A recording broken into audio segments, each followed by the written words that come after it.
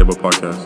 The yebo podcast. The yebo podcast. The yebo podcast. Peace and love, kings and queens. Yo. Welcome back to another episode of the yebo podcast. I'm your podcast host, Josh Simmons. I'm Jonathan Simmons. Today we got a very special guest. Troy Bros, coming up. What's going on? What's going on? I know you know this man. Just comment down below if you know who he is. But welcome. First of all, before we get into the questions, how have you been since the pandemic? How have you been navigating stuff? It's been like a year or some months now. Yeah, it's been like a year. I mean, I've been good. It started off different. Obviously, that was feels like 2 years ago when we first started with COVID. So it's been different. But I've been able to, get a lot of stuff done, make some moves, handle some different things that I maybe not would have been able to, had it not been for COVID. And, I've just been doing what everybody else has been doing, adapting, trying to get on with our lives, Yeah, for sure. But no, I've been good. Yeah. We asked a question to all of our podcast guests so far, and they had the same answer, having time to slow down and concentrate on some stuff you want to get done for real. So I think we've done the same thing with this podcast too. So for sure, it's definitely come a long way. I've been tuned in. And before we get into you want to ask the first question? I'll ask. You want to talk about a little background real quick? I was gonna say before we get into it, I want to talk about a little background. I'm not gonna drop any names or anything, but in high school we met Troy, right? We all transferred at the same time. Yes, yeah. Sir. So we kind of have a connect on that, and I think we kind of had lockers next to each other too. Our locker was right next to each other, so it was me, you, some other people, and so we experienced a lot, next to each other with that. So that's how we met Troy. Right. Yes, sir. I don't know about you got any special. Same way. So we was in the same class. Sophomore year, I think, came in together. Hooping went you went somewhere else, we went somewhere else on the other side, but we was kind of brought together by basketball. Yeah, no, for sure. A lot of things are, you'd be surprised. So, who has been your biggest influence as it relates to where you are today? Man, I got a couple different, influences. So, just strictly basketball, definitely Kobe. Everybody that knows me knows I'm big into Kobe.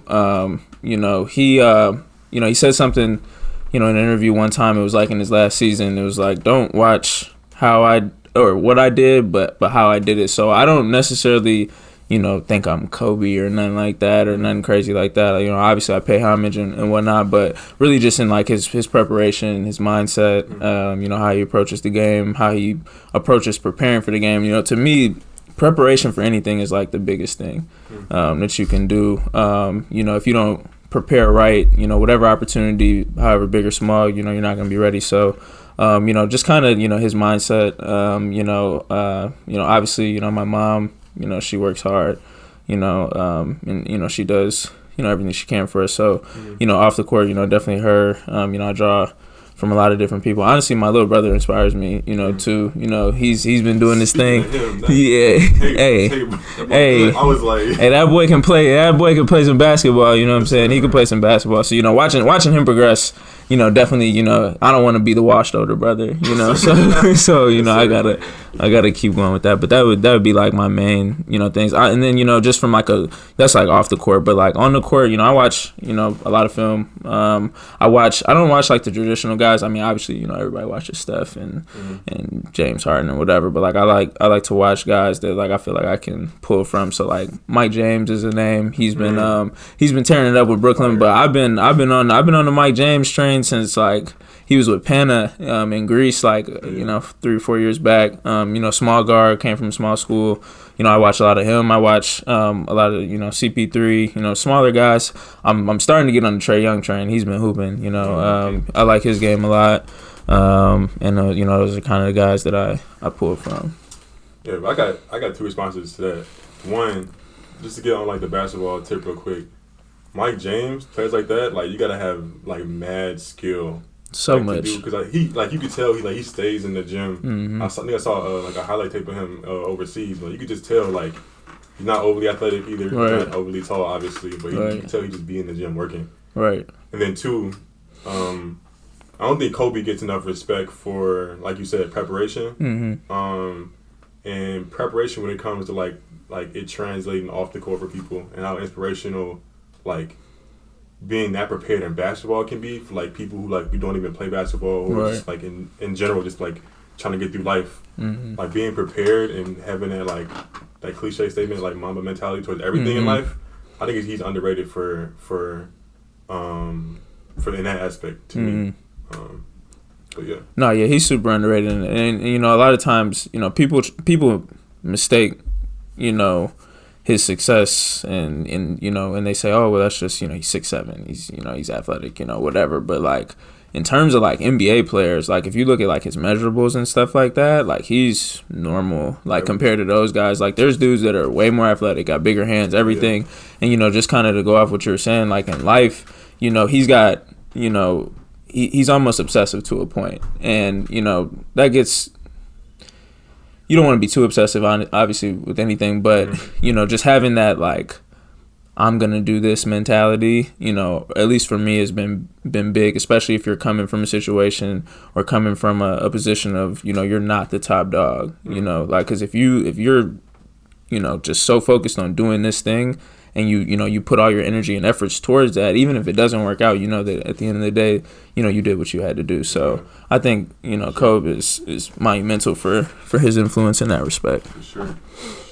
To jump go in. off of that question, I think I always really enjoy when people come on this podcast and tell everyone what their influences are. I think for everyone that follows Troy, you probably all like question like, okay, who are his influences? And I think that question's great because he just told y'all. So You know what I'm saying? So, yeah. Oh, you want to answer or you want me to answer? Okay, so we always ask our guests this question too. It's kind of become a tradition on this podcast. But the question is, who is Troy BURROWS? And like another way to frame that question is like if you were your friend for like a day or a week, what would that friend say about Troy? What are some of the attributes? What are some of the adjectives they'd use to describe that person? Man, I would say I like to have fun. I'm energetic. You know, like if you know me, you know, I don't really like, you know, I talk to anybody, obviously, you know, I like to talk, like to, you know, socialize with people, but like I don't really open up until you like really know me. So, you know, people that know me know that I like to have fun, you know, joke around. You know, I think if you were my friend for a day, you'd probably see that, you know, I am a focused individual on like whatever, you know, the task is at the time outside of basketball too. You know, I like to, you know, get stuff done. I would say that family's pretty big for me. You know, being there for my family and stuff like that. I like to, you know, hang with my little brother and my mom and stuff like that. And then, you know, I would just say that someone who, you know, just once again likes to have a good time, you know, whatever the case is, you know, I like to get out there and enjoy myself and the people around me. So that'd be me. I feel like he was one of the first guests we had that like had like a silent answer for that for sure. Because every time we've had guests on, we ask that question. I was about to say like he's definitely, I don't know if you media trained, but man, nah. They come on and be stumped with that question, even when we send it to them ahead. Cut this like, no, for real, we have to cut every episode for real. Yeah, but no, yeah, you can tell. Hey, one take. You know what I'm saying? One take Troy. That's the new tagline. All right, so let's get into like your basketball journey more in depth. So, I know growing up, for me personally, being a fan of basketball, loving basketball, watching it, really to me, living and breathing it. Like one thing that like I really wanted to do was go Division I. Like that was what I was in 8th grade. I thought I had a chance to, and then like you know what I'm saying. The context happens, a lot of situations happen. Right. You don't put as much work in as you could have towards the game, and whatever. But I know a lot of kids like D1 is like the thing. Right. Obviously, you being where you are in your career so far, you didn't go Division I. No. Could you kind of speak to what did you hope for your college career going into it, and then how do you feel about where you're at right now? Yeah, no, for sure. This is like big for me, cause like I mean, you guys knew me in high school. I was definitely focused on doing the Division I thing. kind of how it started. I played AAU with some good teams. Played with NLP. Played with Playground up in Wisconsin. So I had been around guys. Guys that I played with are in the league right now, and a lot of them went Division I. Going into my senior year, I was talking to some people. I kind of talked to Brown a little bit. I knew I didn't have the grades for that, so that wasn't going to work. And then, everybody else was kind of like real lukewarm on me. I don't know. To this day, I honestly don't really know why that was. I mean, I think that obviously I could have been better defensively. I wasn't strong enough. A couple of different things, but, whatever the case was, it didn't really work out. Late in my senior year, I took a visit to Chicago State. It's they're an interesting program. But honestly though, I did have a really good visit. Coach Dildy, he brought me out. He sat me in his office and he was like, I don't understand how more people don't know about you. I was like, I don't know what to tell you, but he was real high on me coming at first. And then that was the same year that the budget crisis happened. And I didn't really know what I wanted to do. I didn't know much about Division III. I didn't know much about, really even Division II because, I think where we're failing a lot of the kids now and even when I was playing, when we were playing, is that we sell them this, you have to go Division I to make your dreams come true. You have to go Division I to be respected, and that's just not the case. So, I wasn't really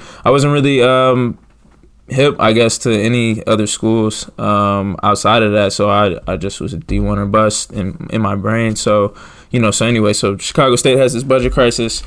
And, he was like, well, we could pay for sophomore, junior year, senior year, but not the freshman year. And I was like, I don't know if I could do that. I'm kind of, I kind of was thinking scholarship, that's what everybody's goal is. Right. So, it kind of put me on a different path. He set me up with a couple JUCOs. McLennan in Texas had offered me. Lincoln, they're now NAI, but they were JUCO at the time. They offered me. That's a, pretty respected program. And then where I ended up going, John Wood offered me. So, my original plan going into it was, all right, I'm going to go here, not understanding JUCO at all. I'm going to go here for a year and I'm going to dip thinking that I could just hoop, Yeah. I got there, that wasn't the case. There was guys that could really go. My roommate at the time, he was a 6'4" guard, and he was, just different. And I was just like, just physically, athletically, and I was like, if that's where I'm not there, I'm not there. So so then you have to adapt, right? So then you have to think like, all right, so what else can I do to get to where I want to go? So I was like, all right, I'm just gonna keep working hard. You know what I'm saying? Ended up playing on a really good team for 2 years at John Wood. We won like 40 games or something like that, won the conference. And, John Wood, for people that don't know, it's a real respected program. We got guys that have won G League championships, guys that have played overseas, stuff like that. So, I'm thinking like, all right, I can still do it. So really I didn't understand until like the end of my sophomore year, this whole concept of the Division I or bust thing is a myth. I didn't understand how good Division II basketball was. I didn't understand how good Division III basketball was, NAI, anything like that, up until I would say probably like the middle of my sophomore year. I kind of really, figured it out, because even then I was still talking to some Division IIs, and Hartford had reached out to me when I was in JUCO. They're now Division III, which is funny because they were Division I at the time. So then I kind of just took a leap of faith. I went to Benedictine out here in Lisle, and they were D3 going to D2, and that's when I really saw like, wow, these dudes are good. Like I was, because I don't know if you guys know this or who knows this, but like the Division III teams have like summer workouts, or like open gym, where they play and stuff like that. So I'm going to these open runs and I'm like, man, like these dudes can hoop. So then it's like it really started to set in, and then as I went on, end up transferring, going to Milliken, playing in the CCIW. That was unbelievable. That's a really the best conference in the country. You know what I'm saying? So and then that's when you see like, okay, like not only are there eyes on this, it's just as good a hoop, for real. And I still I'm challenged every night. So I think just going through and I guess getting told no over and over, you know, you have to adapt every time. And then once I realized, like, all right, I can do this a different way, then it's when I started to, you know, kind of figure it out for myself. But that's kind of how I started to figure out what my lane was. Right, for sure. I feel like, let me ask this. What's, if you had to, like, let's say it's like an up-and-coming hooper, right? Maybe let's say he's, what, sophomore year, junior year of high school, and he's getting some looks, and he's so adamant about going D1. What's one thing you would tell him about where his focus should be in terms of going to the next level? Let's say he's not no like top 100 recruit for real, but like he got potential to do something crazy. Man, well, I tell him what I tell, you know, my brother, his friends, you know, whoever, is one, you got to be realistic with yourself. You know, you got to put yourself up and be realistic. Like, look at who you see on TV and be like, all right, am I actually, like, as good as this guy? Like, and don't just look at, you know, oh, I can score against so-and-so, so-and-so. Like, can you do this against the best of the best? And at the level that you want to do it at, right? Is your body ready? You know, that's a big thing for me. Like, I wasn't in the weight room at all in high school expecting to go Division I. That doesn't work. For real. You know what I'm saying? Like, that doesn't work. Like, you have to be in the weight room. Like, you have to do the things that it takes to be a Division I. Are your grades good? You know what I'm saying? So once you become realistic with yourself, then I would challenge any kid out there to go to a Division III or Division II game in the CCIW or the GLVC. I challenge you to go look at that and then look at yourself and be like, can I play in this game right now and impact it how I do in my high school? Yeah. The answer probably like 95% of the time is gonna be no. Yeah. So you should just be realistic and like understand that it's okay that if you don't like Division I, you know, obviously it's, you know, you want to play the best of the best, you know, so to speak. But there's skill everywhere. Like there's D2 guys that go over. And there's D2 guys that make it to the league, play overseas, you know, whatever the case is, D3 guys that do the same thing. You know, that even if they don't, that doesn't mean that you're not a hooper. There's, you know, an All-American is All-American anywhere. So, you know, I would just say to be realistic, you know, to put yourself up against, you know, what you see and compare it, and then, you know, just you know, assess your options and treat everybody the same. You know, the D3 coach that's talking to you now, you know, that might be the best situation for you. You might have a ton of fun. You might be able to grow as a player, like more so than anything, growth. Like what people don't understand is like at a scholarship level, you know, I played at a JUCO, that's a scholarship level, right? It's a business. Like they're trying to do what's best for their business.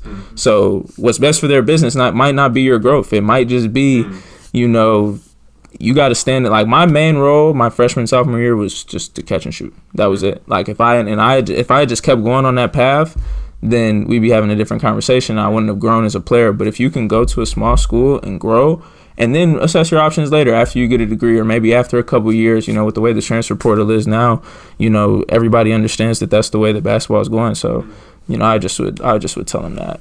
Yeah, that's good advice. I remember, real quick before you have a question or whatever, but I remember going to a CCIW game. I'm not going to name drop, but dude from Wheaton a couple years ago, he dropped like, I think he had. I'm a name drop. His name is Aston Francis, and he's the truth. Yes, where's the? Is it? He's the truth. You know what I'm saying? Go ahead. Yeah, easy like I don't know what he had against us, like 45 at least, an easy 45, pulling from like half court, and I was like, that's crazy. And I don't know where he's at right now, but he's a pro. He's a pro. Yeah, I don't know where. I just know he's a pro. I talked to some people. He's a pro. Division III basketball, pro basketball.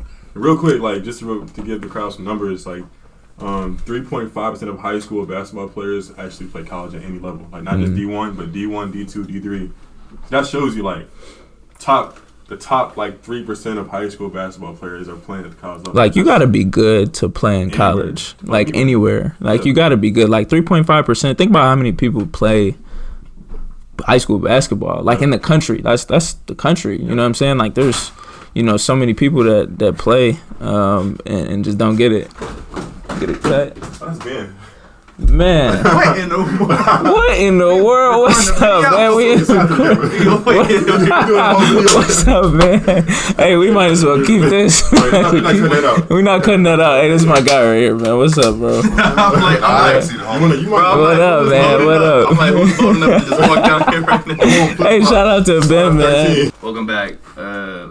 We had a little intermission because of Benjamin Johnson. Everybody clap it up. It's in the building. he walked in the building real quick, and just to make things lighthearted, we're gonna talk about our memories that we had with Troy. We should do that more often, probably on the podcast. But that'd be dope. That'd be dope. One thing I never told Troy was we played 1-on-1 one time, and I will say it was hard. Like it wasn't that easy to play against Troy, and that's something I did not admit. But I don't think a lot of people do. Do people admit that? Shouldn't. You shouldn't. You shouldn't. You shouldn't. I mean, go ahead. Would y'all ever admit to someone that it's hard? Like it was a tough 1-on-1? Look, I knew from the jump not to guard Troy. I just knew from the jump. I'm like, look, this dude doing AAU moves. No. What was my first? I think my first time. So I'm not gonna lie. When I hoop for real, like I like to talk a little bit because like that's how I get myself going. If I can get going. I think it was at like an open gym at Oak Brook. I think Oak Brook was the spot in high school. We was guarding each other, and I was like, I kept calling his moves garbage, whatever. He was doing a whole bunch of not AAU moves, but like he was doing a whole bunch of moves I ain't never seen before. So I was talking about stuff or whatever. He kept hitting jumpers on me, and I was like, okay, I gotta approach this differently now. I can't guard him no more. That's really what it is. Or I gotta pick him on my team. But low key, last time I remember guarding Troy, I blocked one of your shots, and I was so happy. He gonna bring that one up. No. Yeah, you gotta get that one. But here's the thing, though. Who's that really tall dude? Was that Chima? Was he there? Man, hey, shout out to Chima, shout out to Z, real quick. But yeah, it was Z. Bro, shout out to my boy. I had to guard. His name was Z. Yeah. Bro, Z. I had to guard him, and like. I think we did like a pick and roll or something, and I had to guard Troy. He was going up for a layup, and I blocked his shot. I was like, yeah, let's go, da-da-da-da. Bro, this man came back and scored at least 14. Oh, yeah. Just straight. I'm like, him and his little brother. I'm like, bro. To bring it full circle, though, with all those stories, I think like they're funny or whatever, but I think it really does speak to like knowing you for, 5-6 years now, was a decent amount of time, right. And noticing like the kind of person you are. I know for a fact there's like whether it's basketball or not, like there's like a fire inside of you, like sure. You've always had. Whether it's like shushing the crowd in high school, or it's just like just having ambition off the court. I know like for sure ambition is like, and I asked the question earlier, like if like one of your friends, if you were one of your friends for a day, what would they say? I would say the first thing I would say is like the fire and ambition thing is like something I've noticed, and like me personally, I've tried to like model myself.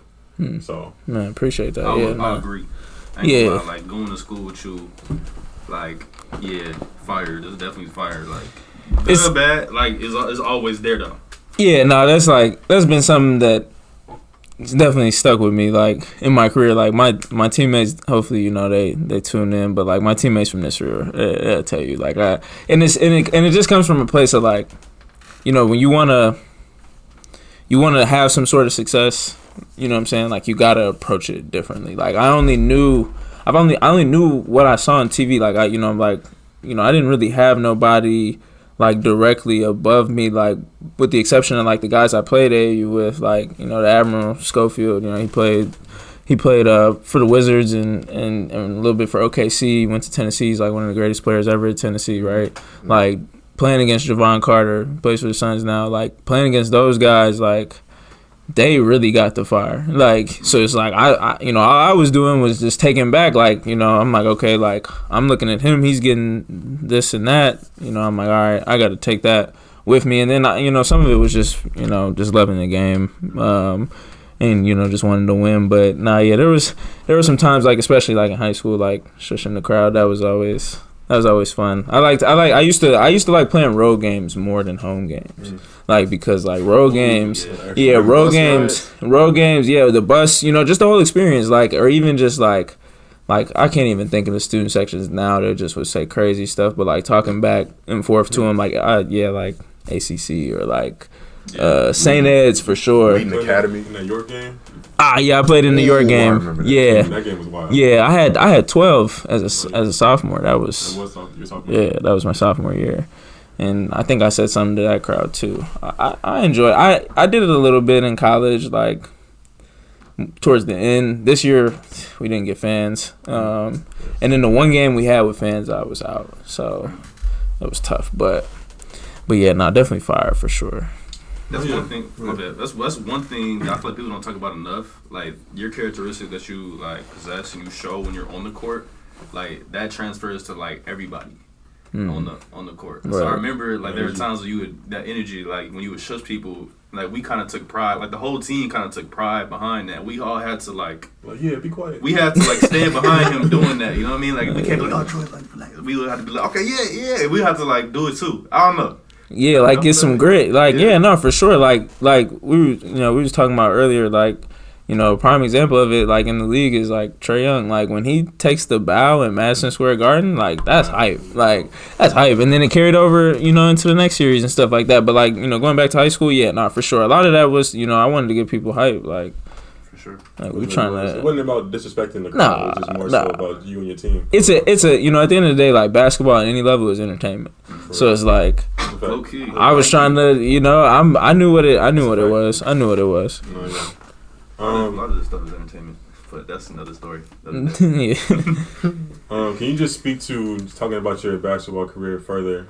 Speak to like just the college athlete experience in general. The grind that it really is, even at the JUCO or Division III level. Yeah. The day-to-day, everything that goes into it. Man, yeah, so I had a unique experience. Like I was able, to go to multiple schools and like see the different preparations. So like I could break it down like by school. Like JUCO, I played against Division I players. Obviously, I played against Division I teams. Like, and so we played against Loyola the year they were coming off the Final Four. I didn't get to play that game. I was hurt. You won Loyola. Yeah, for sure. That's another misconception. If you think you're going to a Division III or Division II, you're not going to run into these guys. You're going to run into them. Like, it's going to happen, whether it's an exhibition or whatever. Like, somebody might transfer down. Like, it's a whole bunch of stuff that can happen. So, so then, just like JUCO was a grind. Like, we were out there, like the off season especially. Like, we're out there, running around the campus with 50-pound plates on our backs, like just stuff that or just like getting up at 5 a.m. Doing sprints or whatever, and my coach, shout out to Coach Hoyt, he's a good dude, and I did learn a lot from him, but we were all trying to get to that next scholarship because you were only there for 2 years, so it's like your career could be over in 2 years. So you had to put in extra work on top of that. So it's like you getting up. So like I guess like a day-to-day in JUCO would be like get up, go get shots. You got to come to practice. That's going to be a grind, a battle, because JUCO is a battle. Like a lot of people seen, I'm really glad Last Chance you kind of moved to basketball because that shows the grind. Like we didn't really have great show for sure. So like they didn't have like places to stay and stuff. Like I was able to have that, and like, I was fortunate enough for that, but like, it's still a grind, like day to day, going to practice, trying to get it. And then, going into the games, you're running into guys that, are trying to get the same exact scholarships as you. So, just going to class, and then, trying to make it out of there. And then going to Benedictine, it was a little different. It's more of a commuter school. But it's a really good school.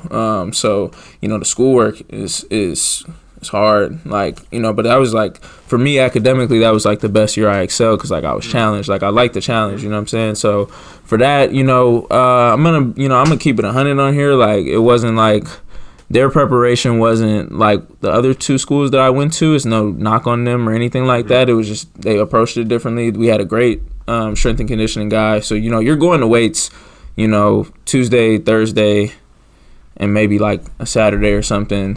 Go to class, got to make sure you're eating right and everything like that. The biggest difference I think between like Division III, Division II, Division I is like the way they set up the meals. Like D1, they're feeding you certain stuff. D2 is, from what I understand, it's it's a little different. Like you get a little more help, but not like as much as D1. And then D3, like you just pretty much on your own. So it's like you gotta still put the right stuff into your body. Make sure that you're eating right before games, all that. And then Milliken, going back to Milliken, that was, obviously CCIW we talked about earlier. So that's, the best of the best in D3. So really they were approaching it like, our assistant coach was the Gatorade Player of the Year when he was in high school.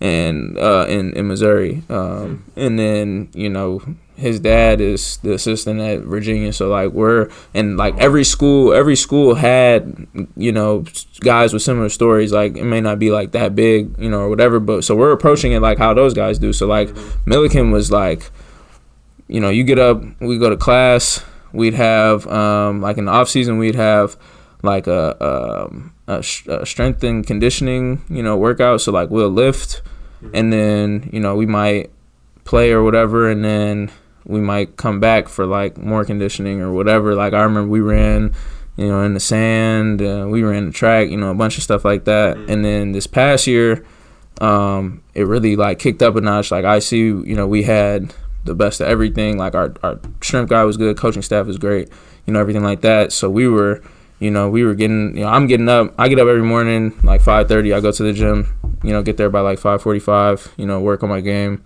and then, you know, I'm coming back at like, you know, 8, 9, something like that. Go lift, go to class. You know, this year was different with COVID, obviously. So, you know, go to class. You know, you still got to be a student. And then, you know, we're pulling back up for open gym or whatever. And then during the season, we're pulling back up for practice. So, you know, we got to be locked in for practice. You know, you got to get to practice. You know, I get to practice like an hour before, get treatment, you know, everything like that. And then I'm staying like 35, 40 minutes after practice, getting treatment, you know, just making sure my body's as good as it could be.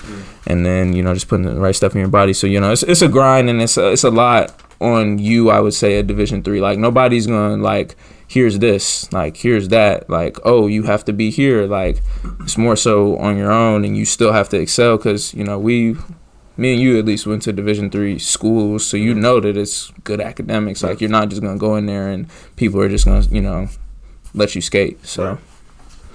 No, yeah, that's you said a lot there. I think the first thing is man, yo. What was I gonna say? You need a bar? Hold on, we gotta get my guy a bar. Get him some food. That's a little messy. I'm gonna get you this. What's No, this? those taste Think. like dirt. Nah, not this. We not gonna put that. All right, No bet. sugar. Tough it out. Man, you got a napkin? Nah, I'm playing. All right, go ahead, bro. No, I was gonna say, obviously I've never been around, like directly been around an NBA player. I don't know the NBA grind at all, for real. Like, I know what I see on YouTube or Instagram, but like I don't really know what it is. But to me, that sounds like something. The grind, that sounds like something you should be getting paid for. First of all, and Absolutely. That's just. Also, do you want to? Man, yeah, no. Let's go into that real quick. So people, I don't know how to necessarily get into this, but like Division I is now going to get paid for their likeness and stuff like that. I'm not sure how it goes for small colleges and stuff like that, but like I know Division I before was getting a stipend. So like I had talked the bigger sports. I can't really speak for like this. I ain't gonna say smaller sports, but just sports that don't have as a bigger. Don't bring much revenue in. Right, exactly. So you know D2, you get like maybe it's like I think it's like per semester. So you might get like an extra, you know, whatever X amount of dollars per semester. Division III, since we don't have scholarships. But, like, the schools can put together a really good package, so you're not paying, like, that much. You know what I'm saying? Like, you know, IC did a really good job of that for me. But we're not getting – you got to be creative in your ways to get extra money. You might have to take a loan out to get some extra money. Like, and what they don't understand, like, especially, like, I really noticed this in the CCIW. Like, in the CCIW, what people don't understand is just, like, there's like a whole following. So like it's just guys that have, you know, went to CCIW schools, whether it be Wesleyan or Elmhurst or whatever, and they're following this like on like I don't even know what it's called, like Reddit, and like they're talking about us like we in the league. Like I'm like, what is this? You know what I'm saying? So it's like people are really paying attention. Like there's, you know, shout out to my guy Bob Quillman. He, you know, he does a really good job of like bringing light to D3 sports, D3 basketball specifically. You know, he's a Wesleyan guy. But, you know, his whole Twitter, there's other, you know, sports writers and stuff like that. So there's people that know you know what I'm saying? There's guys that, especially in the CCIW, that I can name 4 off the top of my head that I know went pro, you know, after playing. So it's like we should be getting compensated for some of this. Like going into Augie and you see 1,500 people there, we can't get $1. Like, you know what I'm saying? Like, we can't get a dime. Like, or, you know, I was at the Elmhurst North Central game leading up to the CCIW final. I was just there, And that was one of the best games I'd ever seen. And great game, you know what I'm saying? And I'm looking and I'm like, man, this looks like a Division I basketball game. We can't see $1. Like there's times like, you know, and it wasn't never nothing big, but like my picture would be on like a little brochure thing or something like that. I can't. You know, it's likeness. That's right. You know, like if I walk into, you know, if I'm working out before the game, right, and I go to the ticket booth, and there's a stack of pamphlets, and it's just me on there, my face on there, Milliken basketball, you know, wherever school basketball. I'm not asking for like thousands of dollars, but like I can't hold like 20, 25, like, you know what I'm saying? Like there should be some sort of compensation, and I don't really know how to, you know, I'm not going to get into like the specifics or money. I don't really know how it should work, but I do think that like, especially with Division III, like there's the YouTuber guy, I don't know his name for real, but you know, he obviously had a likeness when he was playing, because when I was transferring, I got recruited by that school, and like one of the things that they said to me was him, like, oh, we have this YouTuber, you know, so they're using it, but is it recruiting? Right, it's a recruiting tool, but like he's getting no money off of it. So I don't really know the way to do it, but there definitely should be a way that guys at D3 and AI, stuff like that, smaller schools, should get compensated more frequently.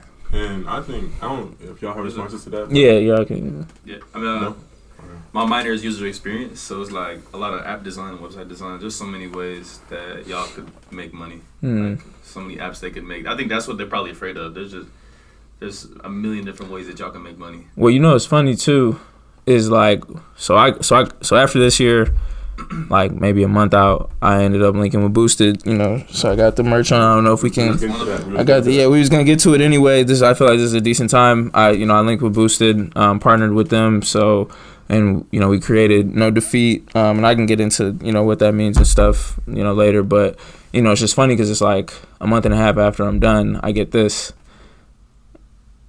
Clearly, you know, something I was doing was worthy enough to get some clothes, and you know, it's a blessing. Like, you know, I can't, you know, it's really cool to just, you know, be able to wear like something with my stuff, you know, my name on it and stuff like that. An idea that I, you know, help create. You know, I have a really good team that, you know, we meet and talk, and you know, shout out to I think her name's Gabby. She designed this. You know, she did a really good job.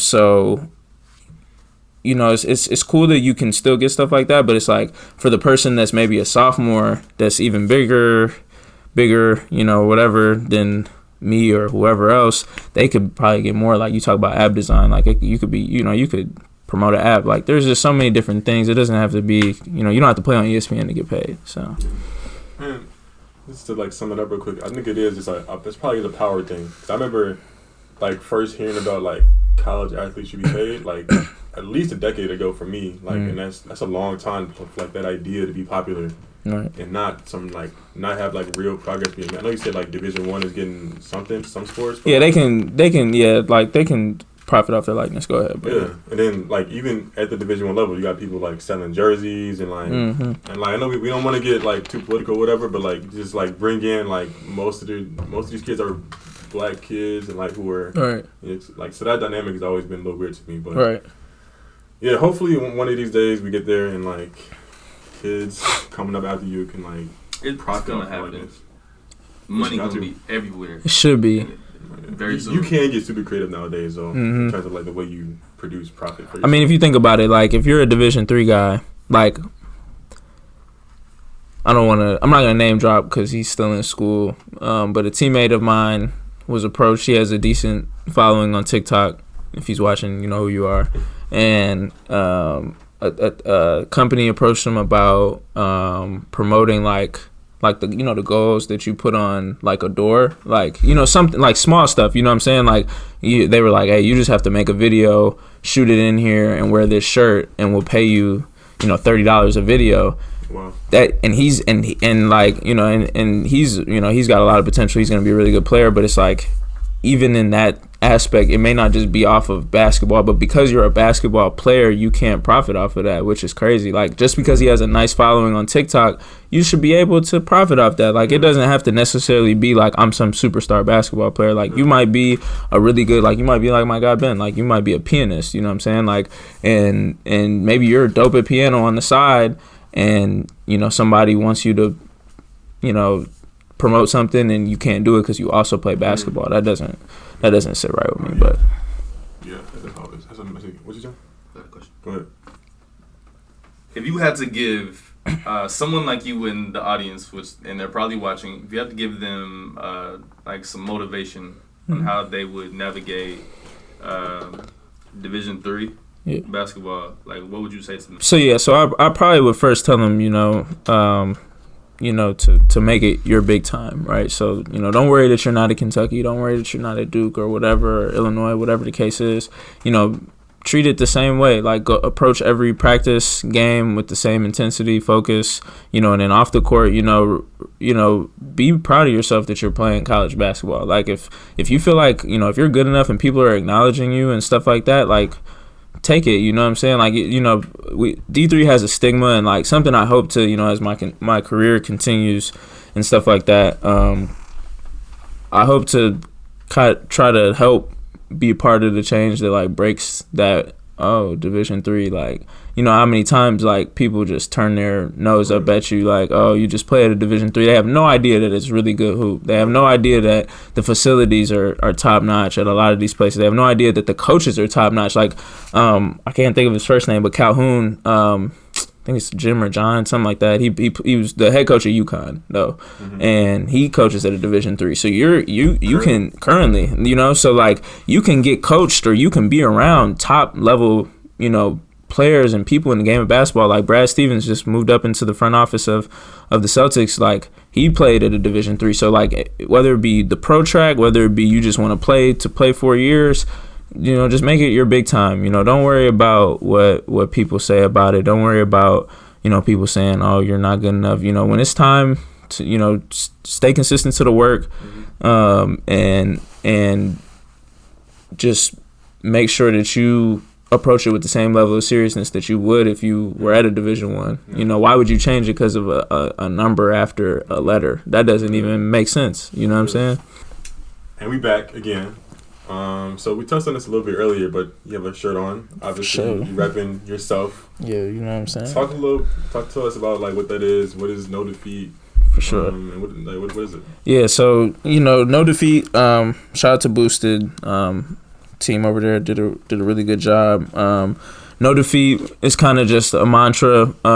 It's a lifestyle brand. For anybody that doesn't accept defeat in whatever their race that they're running is, right? So whether it be sports, whether it be music, it's podcasts, like whatever the case is, whatever you're doing out there, just anything, we're not accepting any defeat. So like kind of, I'll break it down a little bit. So it's a basketball, but it's kind of up for your interpretation. Like it could be a globe, it could be whatever. It's just kind of symbolizing that at the center of everything, we're not accepting any defeat. Like we're not letting anything stop. I mean, I ran into still running into so many obstacles, whether it be because I'm not the tallest or I don't jump the highest or whatever the case is, or transferring so many times, always running into a different barrier and just not accepting defeat, no matter what, and just staying true to yourself. So, this is the first line. This is really cool. I'm really blessed to be able to do this, and kind of, put something out there that I like to wear, that people like to wear. I appreciate everybody that's bought the clothes. Maybe we can link the in the description or whatever. But definitely go cop. Everything's reasonably priced, of course. We just came out with some summer tank tops on this first line, and then we'll see what the future holds for it. I got a lot of different ideas, but this is kind of the first drop, and we got everything, kid sizes, all the whole nine. Yeah, for the kids, but yeah, that's really just it. Just kind of not accepting defeat, not taking no for an answer, and just persevering and pushing forward. Go get you a No Defeat. Yes, shirt. Sir. That's some merch. Link in description. Link in description. Really legendary for real. You think about it, like 5 years from now, when kids are like doing this, you're gonna be like, oh yeah, he was doing it first. Yeah, like, nah, for sure. All right, cool. So, first of all, hi. I just walked in. Shout out to Ben. Shout out to Ben. So, you know, obviously the sport of basketball is not just like physical. It's not just like, you know, working out and all that stuff. You have to be in the right mindset. Yep. So kind of walk me through, like, what is your mindset? Like, what was your mindset, whether it came from like transferring or like guarding people that were like bigger than you, or like what was the overall like mindset, you know? You know, so kind of for me, I think the biggest, before you get into like, you know, how you're going to guard somebody or, you know, working out or whatever, even the transfer stuff, like you got to take care of your mental. You know, I think a lot of times, especially as, you know, athletes, you know, at any level, people just kind of look at you and just think it's all good.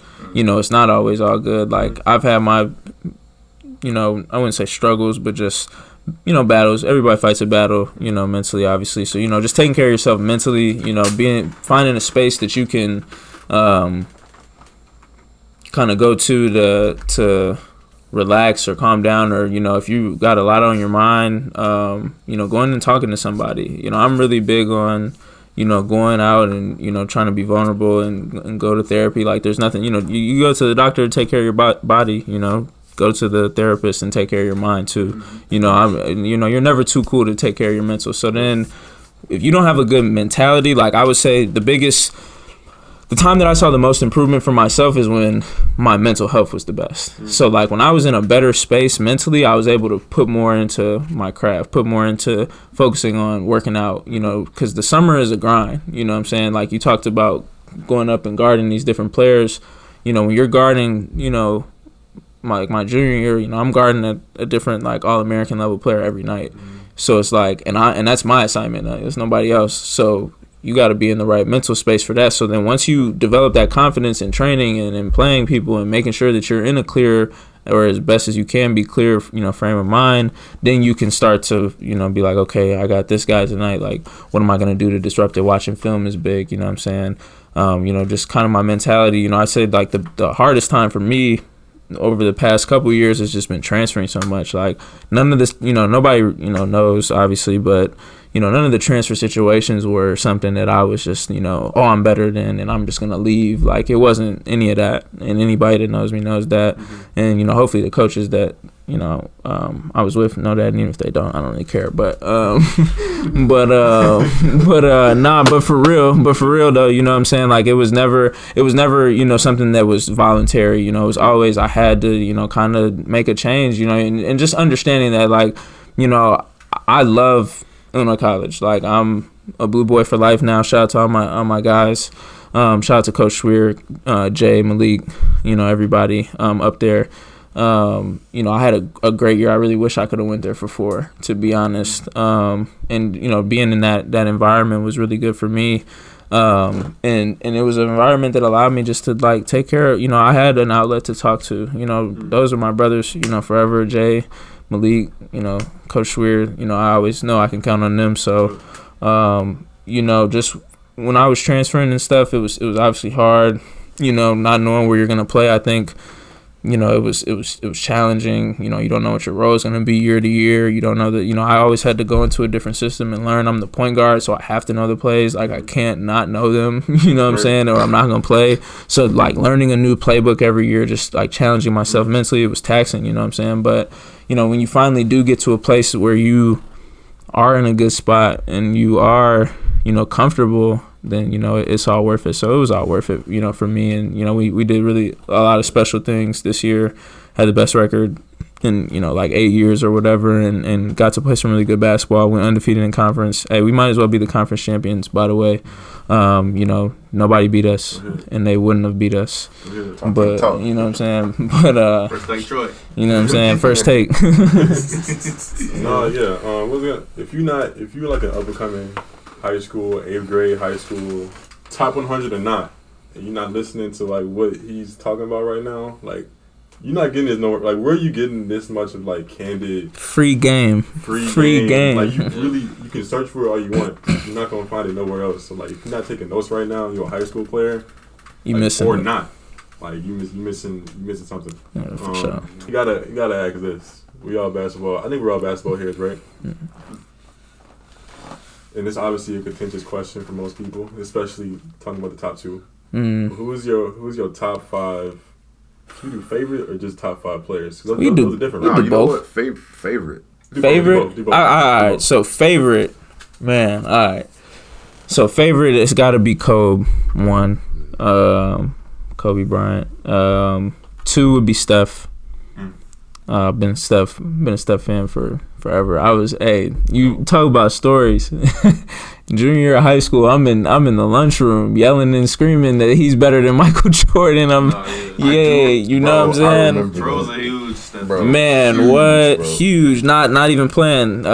He's the greatest point guard of all So time. he is. That's not like an unvalid statement. I mean, Okay. for real, like I'm not saying it, but like He's. I'll say this. Between him, LeBron, Kobe, and Mike, they're the most influential basketball players ever. And Shaq, that'd be 5. That's my top 5 most influential. So we'll do 3.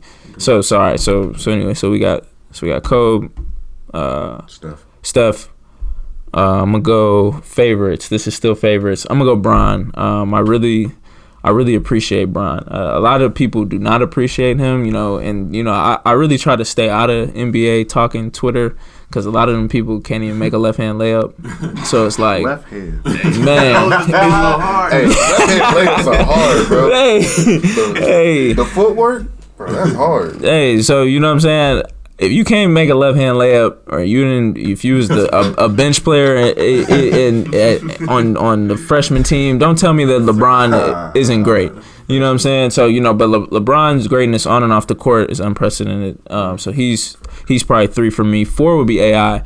I feel like I don't really know who I play like, which is crazy. Like I take from different people and I try to add different stuff, but like I did look at AI a lot as a kid, just his demeanor, like the tats, everything like that, the braids, all that, just being himself. So just off the court the most than anything, and then the way he played, he's the same height as me, probably weighs less than me, and was an MVP, brought his team to the finals. So he's a dog. 4, and then 5, that's a tough one. I say, man, I don't want to miss nobody. I'm going to go with, man, I'm going to go 5. I'm going to go, this is still favorites. I'm going to go with, CP3. I'm going to go with CP3. I think he's going to be the most underrated Hall of Famer, probably outside of like Charles Barkley. Like people always rag on Chuck because he didn't get a ring or whatever, but like he was a force. But like CP3, like probably the most intelligent point guard to play.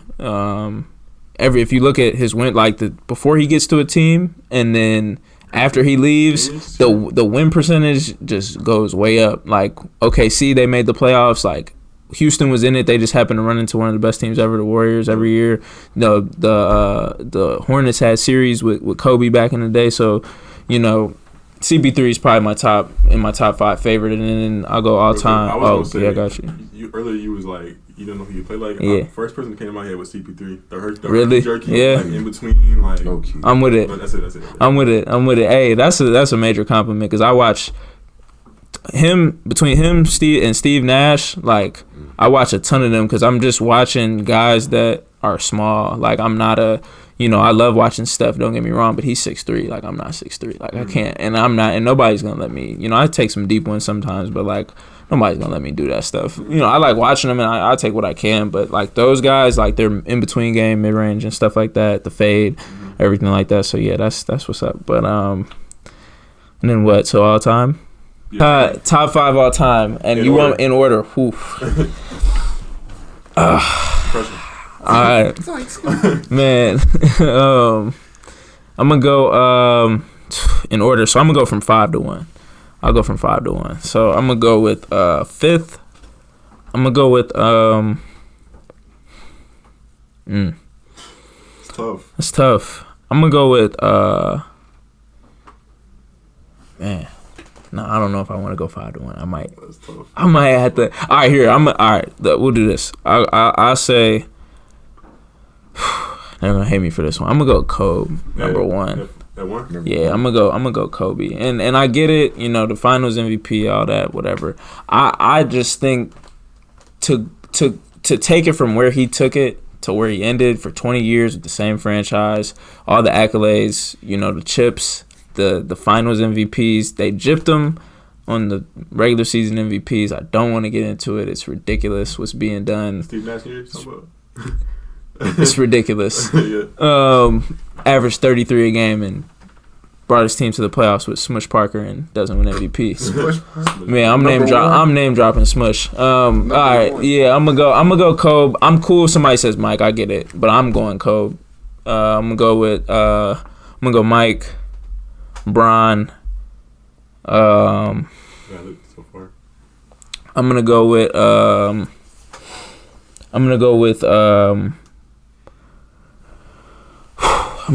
Kareem 4. He was unbelievable. And then I'm gonna have to go 5. I'm gonna have to say that's a tough one. I feel like I want to say I'm gonna have to. You gotta say Shaq. I'm gonna say Shaq. I know I missed Magic. I missed Larry, and I missed Tim Duncan was the other person that I was thinking of. That would probably be my next. So look. With the Steph top 5. Personally, I already think he's top 5. I do think though that we're about to see a different prime Steph. Like he's about to enter a different one. So I'm gonna hold off. I'm gonna hold off. Okay. We're gonna come back to this. And when he's out of this second, because like if you look at it, like Kobe had 2 primes, Mike had 2 primes, LeBron had 2 primes, in my opinion. Like, and I can name them. So Mike from 85 to 93 before he left was a prime, and then he was different from 95 to 98. Yep. You know what I'm saying? LeBron, super athletic in his beginning years, couldn't really shoot the 3. Now he's got a mid-post game. He can shoot it. Yep. That's 2 separate primes. Kobe, same thing, super athletic, was kind of taking a lot of shots, but he was also assisting. You could look up the stats, and then he had a different game where he was like more in, working within the triangle, playing with Powell, playing with Andrew Bynum. Like he had a different game. Yep. So I feel like Steph is about to take it to a different level that we haven't seen anybody take it. That's crazy. He led the league in points. He should be the MVP. At the time this is filmed, we don't know who the MVP is. He should be the MVP. Yep. So I'm a wait on Steph, but I think when it's all said and done, he'll be top 4. Yes, I don't know if he'll be able to eclipse Mike, Bron, or Kobe. Maybe. I don't know. It depends on how many chips he wins. Depends on what else he does. But that's kind of my 5 right now. Yeah, that's valid. I think for me personally, only one I have Steph in my top 5 right now. That's fair. That's fair. I'm with that. Change the game or like all that. Yeah, but I'm with that. Y'all have anything else on that? Responses? On that? Art. Rebuttals? I do art. I don't know much about. I do art. I do art. Yeah. You got one? I might have to switch out Kareem for Wilt Chamberlain. That's fair. For Wilt. So my thing with the Kareem thing is, see, I'm taking the full spectrum. Like I'm taking like Kareem at UCLA was like AP Player of the Year. They won it every year he was there, and then he went to the Lakers and won 5. Like. Milwaukee?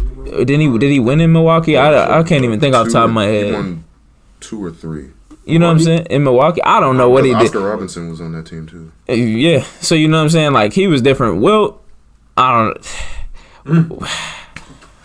It's a lot of question marks. We can't find the box score from the 100-point game. I don't know if it happened. We can't find no film, but I can see film from the rest of the games. I don't know. I feel like it could have been a.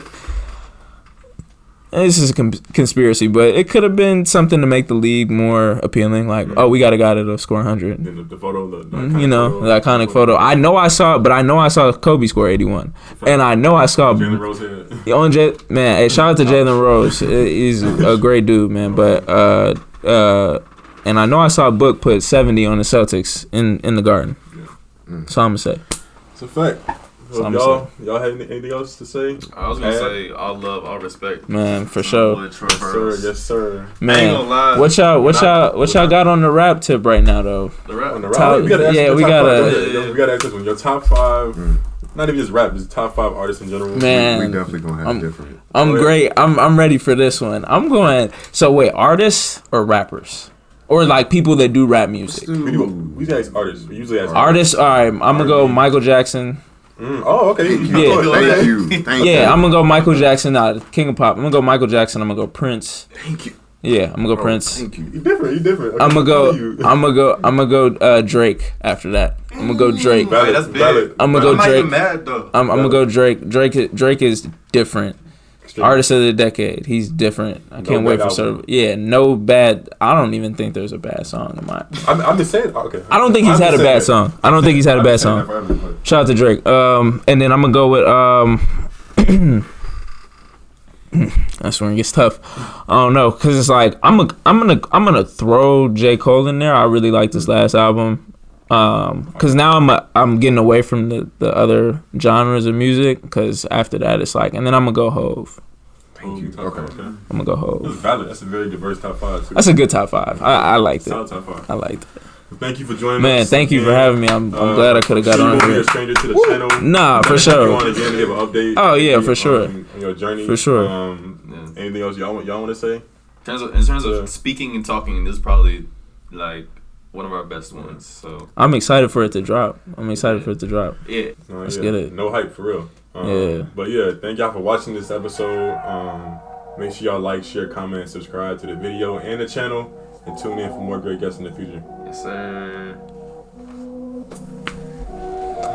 You are one idea away. The Yebo Podcast. The Yebo Podcast. The Yebo Podcast. The Yebo Podcast.